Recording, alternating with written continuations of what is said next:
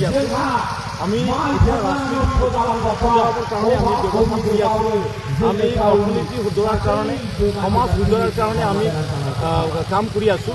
ঠিক তেনেকৈ আজি আমাৰ মাজত এই যিটো পৰিয়াল চৰকাৰ নথকাৰ কাৰণে আমাক পৰিয়াল চৰকাৰ লাগে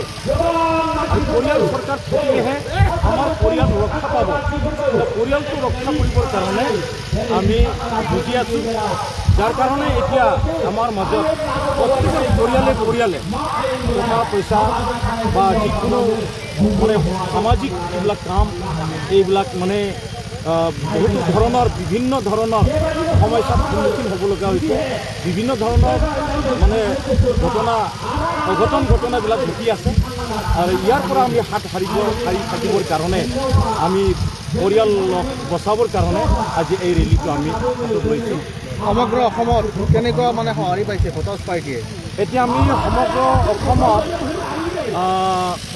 বিশ্ব পৰিৱৰ্তন মিছনৰ তলতে ভোটাৰ পাৰ্টি ইণ্টাৰনেশ্যনেল হয় আমি যোৱা মাহত জানুৱাৰী মাহত আমি একমাহ জুৰি অল অসম আমি এটা পুনৰ জাগৰণ এটা আমি অভিযান চলাইছিলোঁ সেই অভিযানত আমি প্ৰত্যেক জিলাৰ পৰা আমি সঁহাৰি পাইছোঁ আজি ইয়াত কিমান মানুহৰ সমাগম হৈছে ইয়াত আনুমানিকভাৱে বৰ্তমান অনুমান হিচাপেহে মই ধৰিম প্ৰায় মোটামুটি 7-8 হাজাৰজন মানুহ ইয়াত আছে অসমৰ ক'ৰ পৰা আহিছে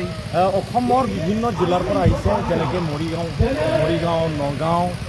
আৰু ইফালে গোৱালপাৰা ধুবুৰী কোকৰাঝাৰৰ পৰা আপ টু ধেমাজিলৈকে উত্তৰাঞ্চল ইয়াৰ পৰা যিমান এতিয়া হেৰি আছে চব জিলাৰ পৰা ইয়াত উপস্থিত আছে